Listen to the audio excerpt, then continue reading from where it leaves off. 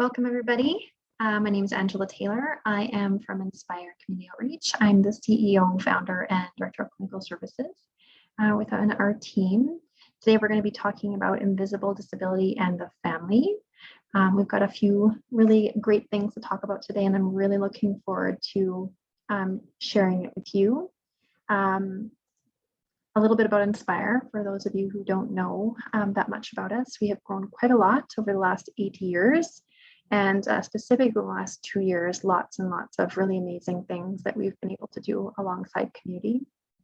Inspire is an incorporated nonprofit social services agency providing evidence and culturally informed, family-centered education and programming designed to meet the needs of those living with mental health issues and neurological and cognitive differences, supporting youth and families with unique challenges and celebrating strengths.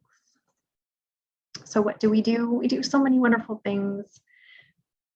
We do the in-home family stabilization team, where families who are in high levels of distress contact us. They don't need to have a diagnosis, no referral is needed, and our wait list is very, very, very short, which is a nice change. And versus other organizations who have quite a long wait list. And we go into a family home where they can come to us if they prefer, and we offer them therapy at affordable and sliding scale rates. We also work with insurance and different other things like that to help make things accessible for families. We do transition planning, and that can be from education to education, that can be from early childhood education to different schools, and a variety of other transitions, even between homes, for example. We do in-school advocacy and support, and advocacy outside of the school, of course, as well, with other agencies, making sure that people can get their needs met, professional consultation. We're very, very fortunate to work alongside all different types of professionals, the individuals that inspire, the clinicians. Many of us, including myself, have lived experience being an individual with differences, being a parent of amazing children with differences, and also being professional as well in the field. Report writing and assessments, we do strength-based assessments. They're not diagnostic or getting diagnosed type of assessments. We do strength-based assessments about adapting environment, allowing people and inviting people to know about their neurology and how to adapt different things so that they can find the most success as possible, because everybody deserves to have care and success in their life. Group training for caregivers and professionals.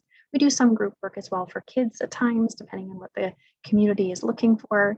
We're very fortunate to do custom trainings for professionals of all walks of life, professors, early childhood educators, educators, administration, psychiatrists, all kinds of really amazing, really brilliant folks looking for support to understand different types of wiring in the brain and adapting environment and those types of wonderful things. So in our supporting families, common concerns and differences, what is the family experience? What's the clinical experience or helper experience? There's family-centered discussion today about family engagement and strength-based. What is it? What are the challenges of that? Kind of what gets in the way? You know, all of us want to do, have magnificent lives and support magnificent families. And there are some challenges with that, or else we would all be doing it like rock stars. Working with the larger systems and how to advocate for ourselves, advocate for families that we support, it is not easy. And what I've found over the last 21 plus years is that there's certain language that we have to use to get our needs met. And we have to be a certain way, and there's no rules about that. There's not like, I can't Google it and be able to find, this is exactly what I need to say to get my needs met. This is exactly who I go to, or else we would all do it. And so having some support with that is really, really helpful. And I'll share a little bit about what I've learned about that. This is going to be just a taste of some of the information that we have and have available. We have some upcoming trainings, another one on the 25th of August that's for free on LinkedIn. And we also have a very comprehensive 4-day certificate training, level 1 and level 2 neurodiversity. So we talk even more about that during that as well. Kind of like the most up-to-date, the most innovative research available. I often talk about my lived experience, and I talk about it like I tried to be normal one time, and it was the worst 2 minutes of my life. In reality, I spent 36 years trying to be something I wasn't. I was not diagnosed with being neurodiverse or neurodivergent until I was in my mid 30s. And so my experience is that I was always this way. I never fit in. I was always thinking differently. It was always pretty hard. It was pretty hard to be me. Hard to communicate, hard to have friendships, hard to manage my body needs. And I didn't understand what it was until I did. And so I tried really hard to be normal, but I'm not normal, and I'm not meant to be whatever it is that normal even is. I don't even know what that word means, but whatever definition that other people use, I don't understand it because I'm not that. And I'm not meant to be. The neurodivergent community, we're all wired in amazing, wonderful ways. And some things are very difficult and some things are magnificent. And I always tell kids and all the wonderful people I know who get diagnosed or are going through the diagnostic process, you know what, it wouldn't be fair. It wouldn't be fair if you only had your gifts and your strengths, because all those typical people, like, you know, they're all balanced and they have, like, you know, things kind of medium great. And then you have these amazing things about you. So you have to have that balance, or else it's just not fair. And even kids are like, yeah, it makes so much sense. And that's also how I feel about myself. It's how I feel about my children. My children are the most magnificent creatures. And there's some hard things about being them. And I totally understand, because it's the same thing for me. So here I am as a tiny, tiny human. I like to show like the progression. So at this time, you know, my mom forced me to wear this dress. She obviously cut my hair, or somebody cut it with just some random kitchen scissors. I hated the feeling of my hair. It itched, it hurt. I hated the feeling of dresses, you know, the scratchy tags and lace and all those things. For many, many years, I refused to wear anything but sweatpants. It had to be certain colors. I was very specific in what I liked and what I didn't like. And for the neurodivergent community, that's extremely common. And, you know, other people around us don't seem to understand it. Sometimes we have very understanding caregivers and they allow us to do it, even if they don't understand. But our peers, when we're children, certainly don't understand why things hurt our ears, or they're too loud, or it's too bright, or we can't go outside because it doesn't feel right. That's what I would say, you know, around that age, it doesn't feel right. And you know what? It's true. It didn't. And now that I'm an adult, I can adapt and I can understand my body needs. And what it's communicating to me is when it doesn't feel right, it means I need something different. And so when you're working with individuals who have invisible disabilities and who are wired differently, that's essentially what they're trying to communicate with their behaviors, with being upset or frustrated or prickly. And so those are important things to know. This is my son around the time that he was, just before he was diagnosed. I am so lucky. I've raised 4 children. I'm in the process of raising still 3 more. And many of whom are wired differently and sensitive in various ways, all different, because every person's different. But this picture is one of my favorites. And being in the forest with him, and at that time wondering what his experience was of being wired differently. What do you see when you look in my eyes? Who am I? What am I about? Help me. You know, and I think even as an adult who's neurodivergent, and I am so lucky, congratulations me, to have 5 neurodiversities, or 5 in 5 ways, 5 times I'm neurodivergent. I still am looking for that. I'm still looking to be understood. I'm still looking to be accepted. And my personal experience is just one part of being neurodivergent. There is the actual brain differences that my brain possesses, all the wiring, and I can get a little bit more into that, but I also did another webinar that you're welcome to go check out on YouTube. There is the social experience, there's the me in this world, and how I interpret and how I experience and how it feels to be me. And then there's also the input of society, of my surroundings, my environment, those people, you know, that create the world that I'm in. So all of those things create the experience for myself, but they also experience that, or my son also experienced that as well. So differences, illnesses, disorder, whatever kind of language that you use or that you're used to. I prefer differences because I don't find myself disordered, at least all the time. I find myself, in some ways I have illness, in some ways I have differences, but definitely wired differently. That's my preferred way of describing it. So when I talk about differences, I'm talking about the physical differences in our body, including walking, talking, sight, hearing, and others. The mental health, the health of the mind, including higher or lower anxiety, psychiatric illness, and depression, among others, of course. There's the cognitive differences, ability to express multiple intelligences, including variable development. So one of the things that's been really interesting in my research and just knowing the amazing humans I know is that generally the way that development is thought about in people and children specifically is it kind of goes steady with age.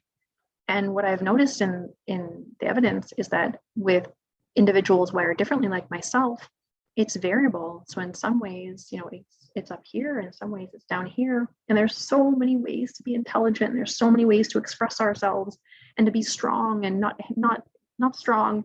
And those shift and they change. And with invisible disabilities like neurodivergence and those types of things, in some ways you will be very strong. In other ways, you won't be strong, or for me, I will never be strong in those areas, and that's okay.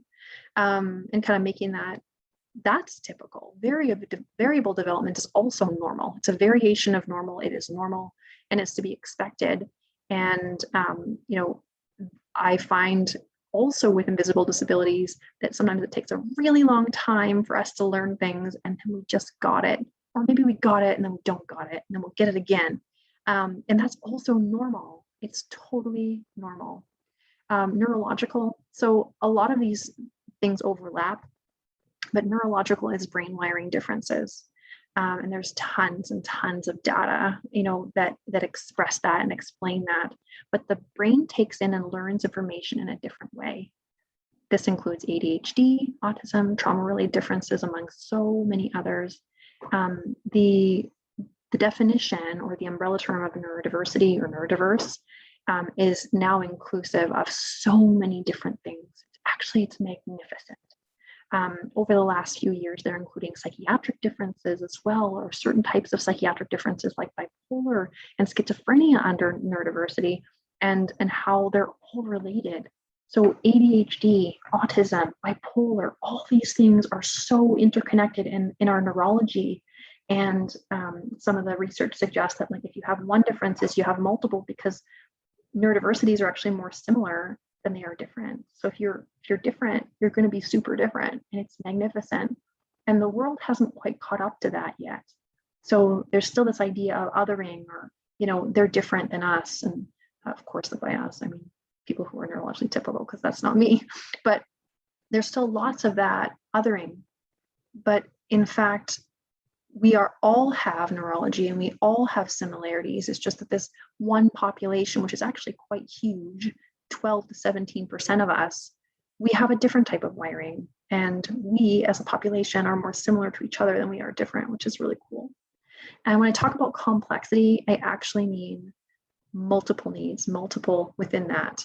And when I talk about neurocomplexity, which is my favorite term, it talks about the neurological experience internal, the brain differences, and also the external experience. So it's that complexity of all those things in combination. Families that include children with differences are, oh my goodness, there's so much research. This is some of the highlighted research, which sounds really scary, but it also totally makes sense. So they're at increased risk of relationship distress and breakdown. So if there's two individuals that partner and they making a family, they're more likely to divorce or separate because of the stress of raising a child with differences. And that's not due to the child. That's due to, in my experience, society not being prepared and accessible and offering the supports required to raise that amazing child and support that union of communication and togetherness and collaboration of those two individuals raising that child. So sometimes there's another part of the research that doesn't quite understand, but because I work with families for such a long period of time, I understand how many layers there are. So they're more likely to be single earner families or underemployed, unemployed single parents because of dealing with the child's additional needs makes it difficult to find daycare and time to research and engage opportunities. So if you think about the first point, breakdowns, and then of course we're going to have single parents because there's more breakdowns. And if you're a single family or if you're a single individual, you're a single earner, so there's less money available and there's less time because you're a single parent. So, and the other piece that isn't explained in this literature is that it's much, much more difficult to find daycare. If parents say, oh, there's a disability, then you're denied. And if you don't say it and then they go to daycare, then they're kicked out. So there's lots and lots of challenges like that, as well as school educating kids like me is really hard, and also super rewarding educators for doing it. But when we think about the amounts of times that parents are called and have to leave work and go to the school and Joey threw his shoes and he's not wearing pants, or he needs more support, they need to tutor, whatever it is, all of those things, the finances, the time, all those things add up. And it adds a lot of distress to an entire family unit and the child, of course. More likely to have a family history of neurological differences and increased risk for mental health disorder. So the people, the caregivers who are in the prime positions to support this child are at risk. Now think about it. What we know about brain differences is that there's a genetic component. And because neurological differences are kind of just coming to be common language and commonly understood, and really we're at just the beginning of it, I believe, people didn't realize that their parents, their grandparents, and so on and so forth, all of them were also wired differently. It's just that mentality was suck it up, right? And we're still living that right now. And so we're in the middle of shifting between suck it up and that mentality in society to, oh, this is what's happening in your brain. And actually there's good reasons for it. And also this is how you manage it. And it's not the worst. There's things that are hard and there's things that are amazing. And so now that we are at a place where there's an understanding of, oh, it's a genetic factor, your parents also had this, it's the new generation, we can learn new things. And also the research suggests that if you have a neurological difference, a brain wiring difference, you're at a much higher risk for mental health concerns. Again, think about it. If you are born different and the world isn't made for you, and you get approximately like 20 times the nose as other individuals, and the stigma is really high, and you're rejected by your peers, I wonder if that would increase your anxiety risk and depression risk. I think so. So again, the research, it's not fully comprehensive. And why? Well, so many good reasons. Thanks for asking. Number one, research is generally not done by neurologically diverse individuals. So if the research is done by typical folks, and the research is about typical folks, well, it's not really going to be comprehensive, is it? So we have a lot of kind of gaps that we've been working on, and people are doing really great research and figuring things out and connecting things. But the research presented is like a little slice of what we're going to be finding out over the next year, 5 years, 10 years. So buckle up for that. It's going to be good. Some common differences that we're going to go through today, because there's so many amazing brain differences. These are the most common brain differences that I get to work with. We have ADHD, and I'm going to put ADD, even though that's not like the new DSM or the new diagnostic. They don't say ADHD, ADD anymore. They say ADHD combined, I believe. But for those of us, for the last decades, this is what it was called. Mental health disorders and sensitivities. And by that, I mean anxiety and depression are probably the most common sensitivities and differences that we call disorders or illness. Trauma, so PTSD, really common, but specifically like more complex or like longer term situations with trauma. Autism, or the autism spectrum disorder, and cognitive differences, or that variable development that I was talking about. So those are the ones that we're going to be focusing on today. Again, this is a little sample. I want to honor the strengths because I'm a strength-based person, and it's not all bad. So the strengths are for example, with ADHD, which I also am really lucky to have that disorder, super fun. So there is hyperfocus. So like when I find my flow, when I find the thing that I'm interested in, maybe it's neurodiversity, perhaps. I get that hyper focus and I can get stuff done super, super well. I can synthesize data, I can do all the things. It's really magnificent. We're spontaneous. We're really good starters, right? We're seeking that dopamine. Some of the research suggests that our brain is hungry for dopamine in a way that neurologically typical people cannot understand. Sad for them, actually. We're energetic. We usually have a really high body charge, connection seeking. We can really be strong in a lot of areas. Some of my favorite people with ADHD, very intelligent, usually about specific things, but man, are they ever smart. Some challenges, goodness, I got a few of those. Forgetful, absent-minded at times, one time, flighty, I can kind of go from thing to thing to thing, not the best at finishing things, let's say. Caregiver frustration. So specifically, if I'm a child with ADHD, the stats are that caregivers are usually in a pretty high level of burnout, that they're frustrated with the system. They're frustrated with behaviors they're seeing. They're not sure how to manage it. Also, the parenting information, back to what I was saying before, parenting information is made by individuals who are typical for parents who are typical for children who are typical. So it's just generally not the best fit. I'll say that. So what's the outsider experience of a family who is experiencing or includes individuals with ADHD? Well, the follow through is not great, right? Hey, I told you to do the thing. Yeah, I didn't do the thing. Sorry about that. I had good intentions, meant to do the thing.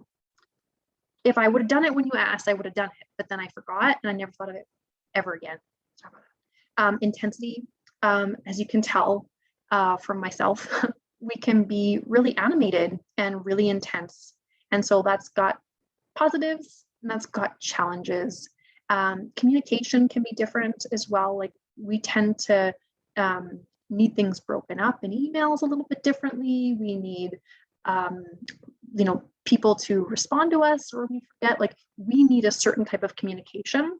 A lot of us also communicate kind of directly, so very black and white information. So we are perceived as being quite directive and demanding at times, but really we're just trying to get clarity. So that's been, that's a misinterpretation between perhaps an outsider or a provider, a service provider, and the individual, either parent or child or both. Mental health, so specifically anxiety and depression, the most kind of commonly diagnosed family concerns and individual concerns. Some of the individuals with anxiety and depression that I know are so compassionate. They understand other people who go through similar things. They understand pain. They are so compassionate and loving. They tend to, be very aware of boundaries. Setting them is a little hard for all of us, but they're very aware of them. They know that they need them. They're selective in what they do and who they spend time with. Anxiety is a warning system. We all have anxiety, just some of us have extra. I'm one of those people. And it's a warning system, right? I'm always scanning my environment to make sure that my children are safe. Some of the challenges, well, sometimes, an anxiety attack can come across as being verbally aggressive. It can be like an unstable mood. It can look like a variety of things. We can have a lot of worries. So children specifically tell me I really worry about my mom. I really worry about my dad. So that's a real big challenge for them. Low self-confidence is something that children also with invisible disabilities come to me over and over again, just feeling like they're the only ones. They're the only ones to experience this, and it's really, really hard. And you know what? They're not wrong. It is hard. It's hard to have worries. It's hard to feel like you are in touch with yourself or have big mood, big emotions. It's very difficult at times. So the outsider experience or the service provider experience is that we can look avoidant.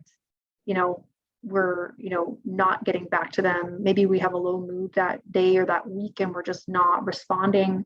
Again, follow through is another concern. So if you're really anxious about what your service provider is saying and you don't want to do it, you don't agree with it, but you're too anxious to say, you're not going to do it, and the communication is going to break down. The connection can also be really difficult. So, for example, with all of these differences, in addition to mental health concerns and illness, connection can be a little bit difficult. As an individual with very high anxiety, I am often worried about how I'm perceived, if I'm saying the right thing, all of those different pieces in making a relationship with a service provider. In addition to, I've had so many service providers for my kids.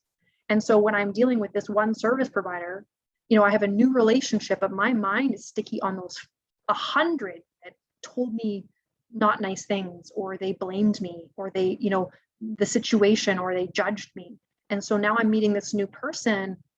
That's all part of the package, right? I can't walk away from that because I'm neurologically complex and living with neurocomplexity.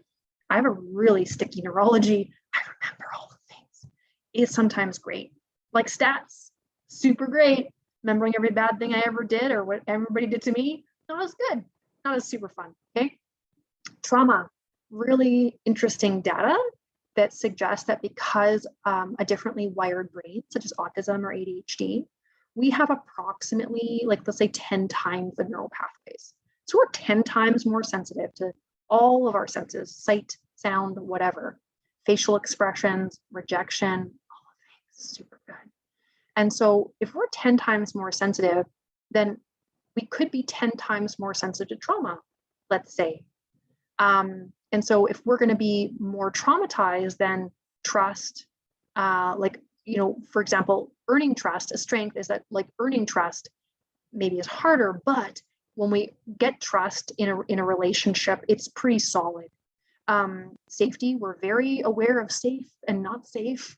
Setbacks, for example, I would say that setbacks can teach us a lot. We tend to be very intelligent, very self-aware of what our triggers are, etc. And we're actually highly able to process our trauma and heal it. I would say for myself, like, once I learned how to process my trauma, and I went, to a psychologist for that, now I'm able to process it on my own because my brain is like, oh yeah, I know what to do now. So other people in the same situation as myself might not be traumatized, but I can also heal it really well. Maybe they don't have the same experience as I do about healing it. Some of the challenges, if you have PTSD or post-traumatic stress disorder, you can have flashbacks. They are not fun. I don't recommend. High fear response, or a brain wired for fear, is kind of the terminology that I use. Attachment disturbance, right? If you're traumatized either by an individual, then you're going to have a disturbance there with your connection and relationship, or you can be really mistrusting, right? So when I was talking about all those service providers that had said just really unkind things to me, and now I've got this new individual that I'm trying to build a relationship with who is going to bring services to my son, I'm not going to be very trusting. It's going to disturb the relationship there. The experience of the service provider is I could be really emotional. I could be dysregulated or not calm. I have a hard time calming down.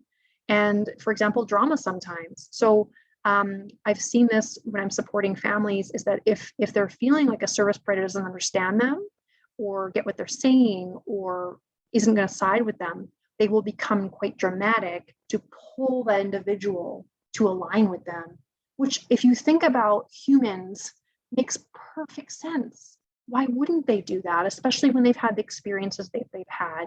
Individuals with wiring differences, like I said, the stats are strong. We experience more rejection, more no's, more stigma than the average person by a significant amount. And of course, that would affect us.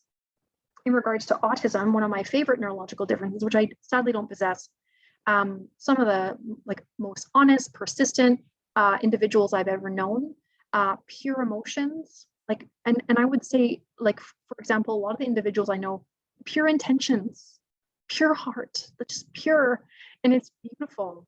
One of the challenges is, again, interpreting information in a black and white way can lead to some confusion, miscommunication. One way of communication is not better than another. It's just different. And trying to find a translation between a typical neurology and a not typical neurology can sometimes be confusing. Seeking belonging, I would say, as a neurodivergent person, I struggle with that too. I don't seem to belong to a lot of groups or in a lot of relationships. And so finding that sense of belonging is extremely important. It's rare and it's hard. The sensory experience of autism, again, I'm not autistic. I experience a lot of sensitivities, and I can imagine what it would feel like if it was, increased from there. So for sound, for example, unexpected sounds in a meeting with a service provider, it causes me a great deal of anxiety and sometimes a very significant panic response where I need to exit, I need to calm myself, and then I need to come back and have the freedom to do that without judgment. So the outsider experience or the service provider experience is like that uneven development or the variable development is sometimes confusing for the service provider. They don't understand what they're seeing. They don't understand the strengths about what they're seeing, the communication differences. They can interpret the behaviors or needs of the individual, including sensory needs, as being intense. And so just a lot of misunderstanding. And I will say that because neurodiversity is an emerging field, there is more and more information available now. But again, we're only scraping the surface. And a lot of service providers, if they would have had access to the information 10, 20 years ago, then they would have been using it.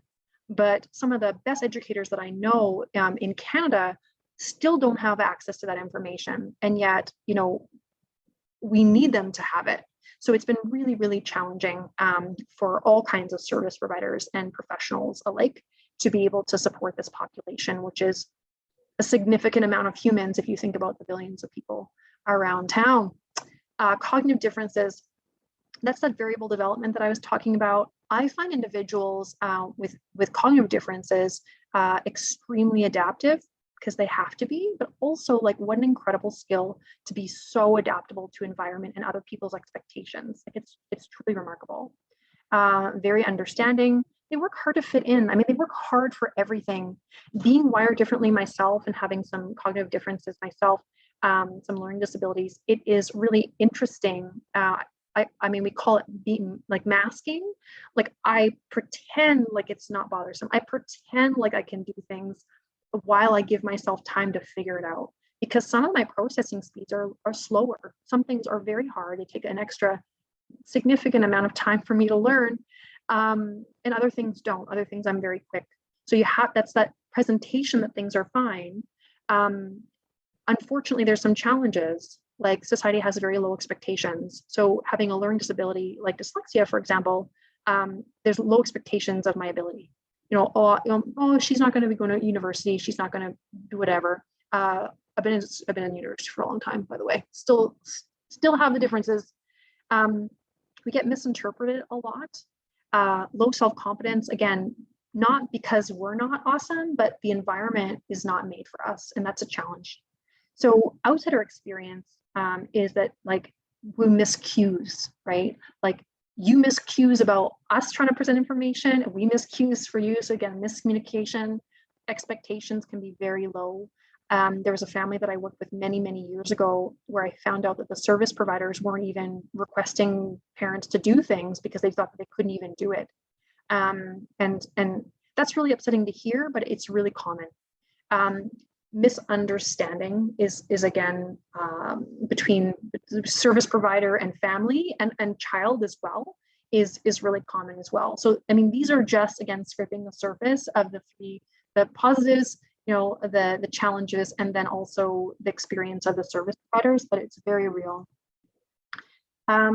This is my baby, my son, who has lots of differences, different than mine, but also fantastic. And day in the life, one parent's experience.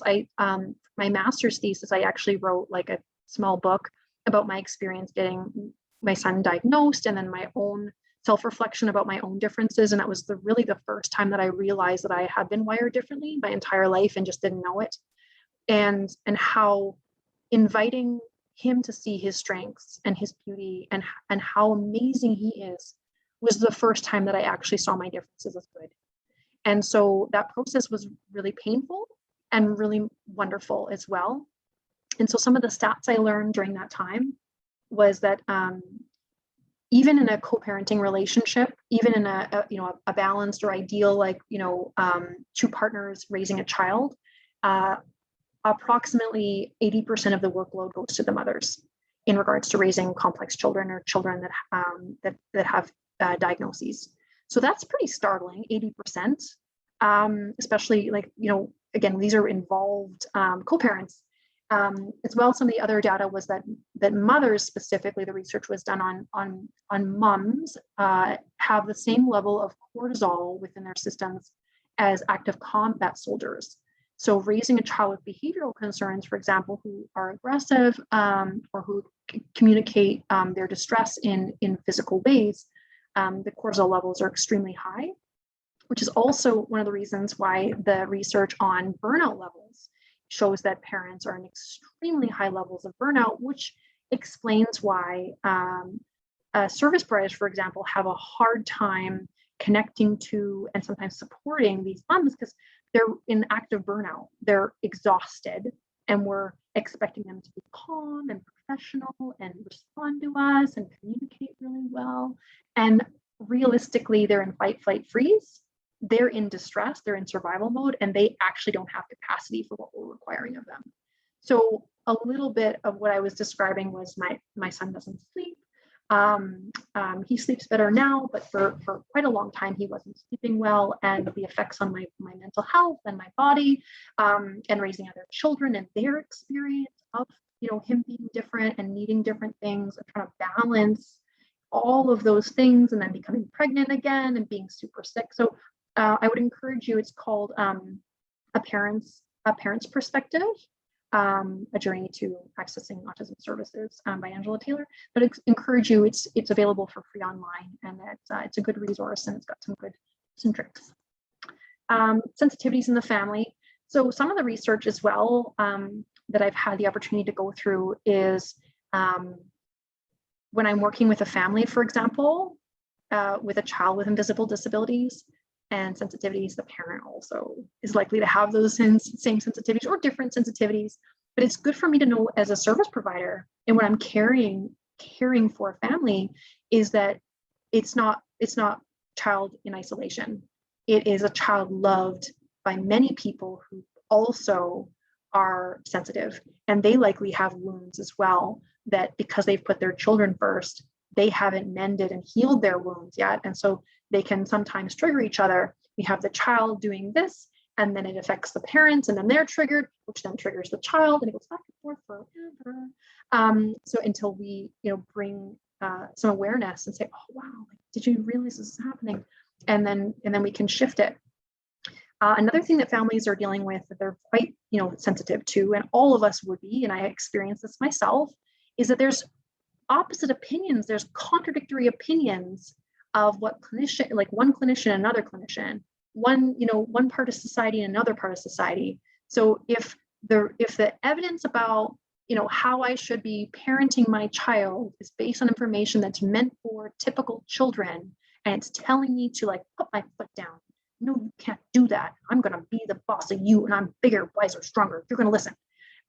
That's actually not great.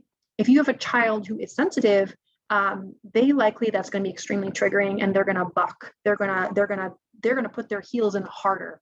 So that's really confusing for families, because the information, these are amazing parents who know their children best, and they are doing the best thing that they can by learning all the things about how to parent their children. And then also it's wrong. So it's really confusing. And when we're coming in as helpers, we have to understand that this is what they're dealing with on a daily basis.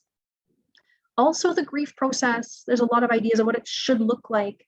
In reality, it's messy and it takes a long time. And just when I've healed, this idea of society's not meant for individuals' disabilities and my children, which are the loves of my life, and then okay, I'm acceptance. I'm in acceptance. I'm doing okay. I'm helping others now. I'm doing great. Oh shoot! I met another service provider who said, "Why don't you just set some boundaries?" And then bam, I'm in shock and denial all over again. That's typical. That's normal. Also, service providers, people don't say that. You don't like it. Family-centered practice. There's lots and lots of Communication, conversations about family-centered practice, essentially making the entire family's well-being and the collaborative process and their ideas and their wishes at the heart of planning. And I see people working hard at it, and I feel like it's sometimes missed. The idea is missed. It's about the parent-professional relationship. The family creates the service plan. It's not about me as a service provider being the person who knows the things. I know this much about your family. You know everything about your family. I just get to offer some support and some ideas and evidence, and you make the decision because you know best.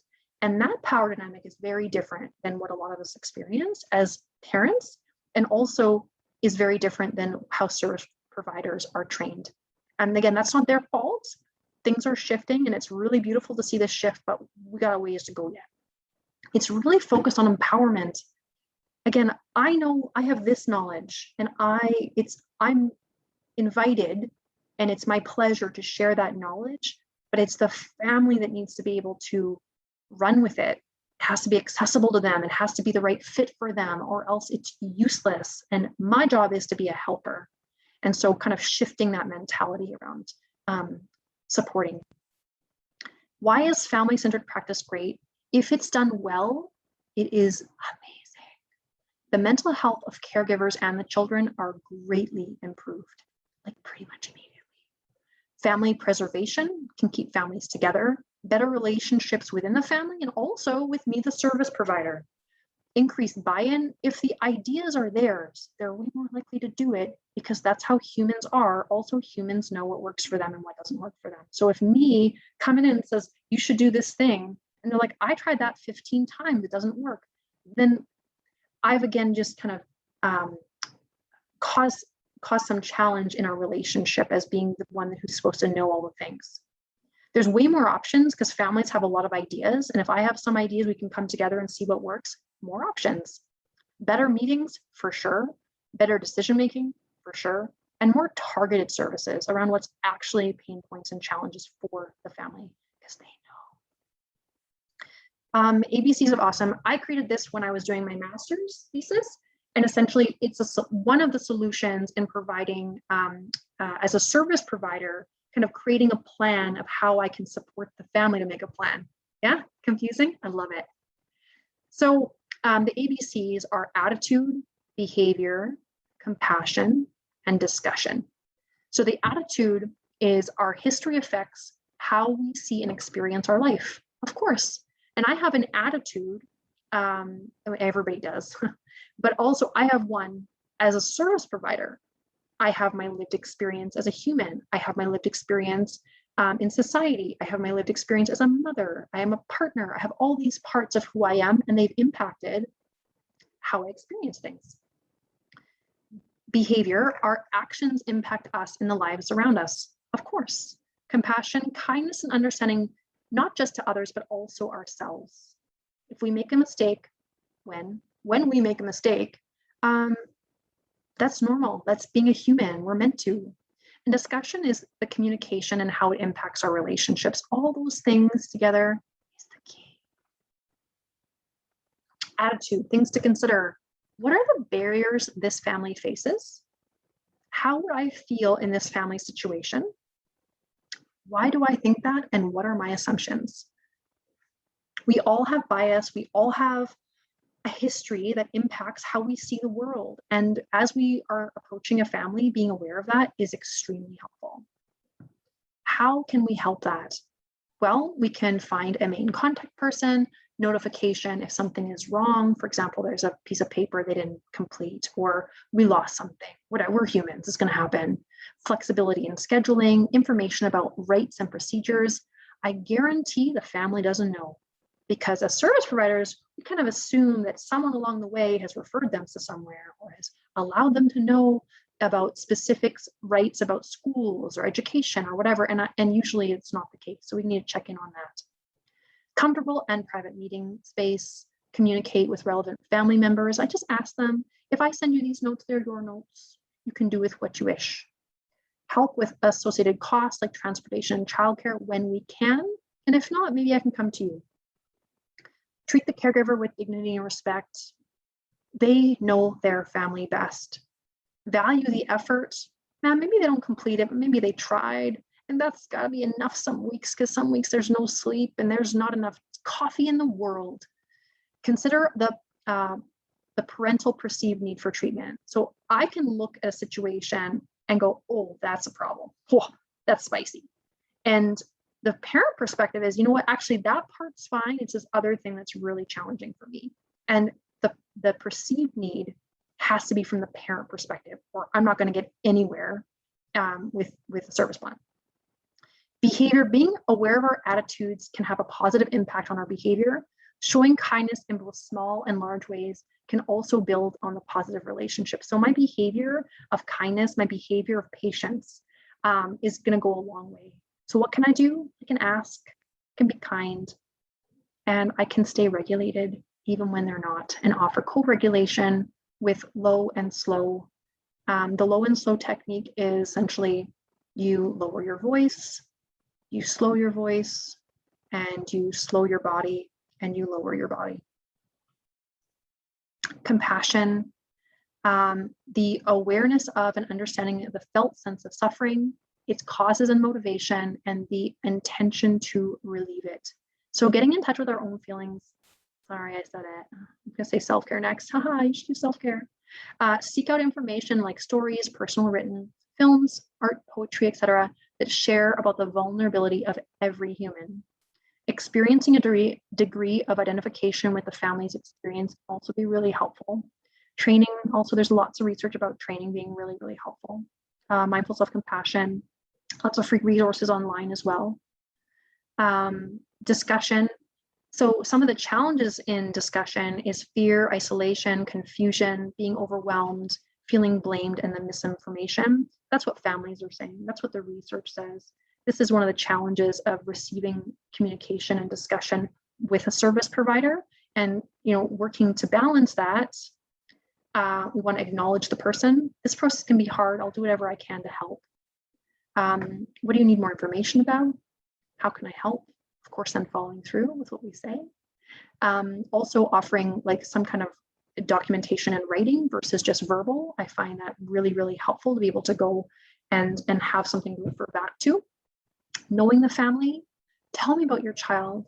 So often, the information that we have to share as caregivers is about the terrible things. Terrible, it's the worst that we're meant to write the worst moment of the worst day of the worst year of our lives, and that's how we get funding. The reality is that a child, a human, is not the worst of the worst. We're all amazing. We all have challenges. We all have things that are easy. We all have things that are hard. So asking parents, tell me about your child. Tell me the great things.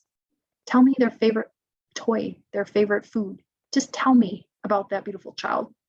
What should I know about your family to help me provide the best support? Think about that. Think about it for yourself as a family member. And if you had a service provider asking you those questions, what are things in your life that are the most important or that you worry about the most? I ask about pain points. What's hurting you the most? What is so hard right now? Let's just focus on a couple and we'll figure it out together, okay? Repair. You will make mistakes. It's a matter of time. If you're a service provider and you are supporting a family, you will make mistakes because you're a human and we're meant to make mistakes. And so you have to fix it. I had a service provider that messed up bad, didn't return my calls for a month. I left voicemail and email, had to go to their supervisor. And finally I had a meeting with them and they were like, I'm here now. And all I was looking for was like a shoot. Sorry. That's all I needed. And so that little bit of repair, it goes a long way. And really it's about like keeping the bridge between myself and you and I together and connected. That thing I said last time, I'm really sorry. It came out in a way that I was not intending. I intended to call you by the 9th and I was sick, delayed eating Kit Kats. I will call you tomorrow. I will respond by tomorrow. I have a long-standing relationship with a service provider who's been an excellent support to my family. Totally forgot to get back to me. Similar situation, like still long period of time didn't get back to me, But again, she said, shoot, I am so sorry. I meant to get back to you on the 9th and I didn't, but I will be responding by the end of the day. Honestly, great. Thanks so much. I really appreciate that. Because I don't have the resources mentally to be hunting you down for a long period of time. So in terms of being a service provider, this is a little worksheet that we can use. If you would like it, you're welcome to email me at angela@inspirecommunityoutreach.ca, or you can take a screenshot as well. But this is something that I have used to prepare myself when working with new families, and sometimes kind of restarting when I'm with a family and I'm like, I think I need kind of like a reset button here to really focus on what's going on for them. Working with caregivers and children, it's really important to understand that the language that we hear as humans, as parents, as children, is maybe not how you intend. We have a high sensitivity to rejection. We have a high sensitivity to some of the challenges that you're expressing. So if you might say, have you thought about getting them assessed? And we might hear something serious is going on and you are obviously to blame. Is that what you said? No, it's not. But also we might have heard that second. We might have heard that before by another service provider. And so unfortunately you get the legacy of all those little pieces added up. Exceptional children, connecting with them can be really hard. And so getting down to their level, expect the unexpected, expect they're going to throw their body at you from across the room. Just be like ready for that, like just be on guard. Speak with calmness and respect, right? We might limit our complex language, right? But I'm going to speak to them because they understand. It's a continuous process. There's never a time where we're, like, as service providers, that like, we got this. Like, it's never a time where I'm done learning. We falter, we're human, we're going to make mistakes. I'm going to make mistakes. And I love my job. I love the community that I serve. I love it. Every day I wake up and I'm grateful to be invited to support community. And I also know that I need to be a lifelong learner and I need to continuously grow and gather more information because it's never over. Working with larger systems and advocacy can be really challenging. I want you to remember that we're planting seeds every time we interact with people. So it doesn't mean that we're going to change things right now for families. It might change in 20 years. It might change tomorrow, who knows? But when we're planting seeds, they do eventually bloom. We have so little control regarding other clinicians or other service providers, how they conduct themselves, policies, procedure, and even law or the interpretation of laws. But we can make really big differences and offer care and comfort in the moment. And so sometimes it feels like we're so small, making very small changes, but little bit, we make huge changes for families. Advocacy, just a reminder to help them find the right language to get their needs met, what their rights are, being aware of power differences. So even though I am a human, even though I'm a mother, even though I'm a neurodivergent individual, and I'm a self-advocate, so I advocate for myself and others like me, I'm also a clinician, I'm also a service provider. And so every time I meet with a family, I have to be aware that I need to place myself with the other person, because if not, I'm going to be up here and they're going to be down here, and that's not right. Be explicit with what you can help with and when you can do it, and then follow through, please. And remember that we aren't going to get along with everybody. The expectation that every service provider is going to get along with every client or family member is silly. There's no two people that are going to always get along, or two random people can meet and then somehow make a perfect union. It doesn't have to be perfect. And if it's not a great fit, there's got to be other options for that individual and other family. People will forget what you did, they'll forget what you said, but they will not forget how you made them feel. And that is so true for service providers, and it's also so true for the amazing families that I get to work alongside as well. There are lots and lots of references, because I love references. If you would like them, I'm happy to share. I have hundreds, thousands. But also thank you so much for joining us. Please follow us on Instagram, Twitter, and Facebook. You can reach us by email. Please learn more about us at inspirecommunityoutreach.ca. Again, we have other LinkedIn events coming up for free, and we have neurodiversity level 1 and level 2 certificate program, and lots of other events coming up as well that we'd love to see you at. And if you have any questions, please reach out to us. Thank you so much. I stopped recording, so if anybody has any questions, please feel free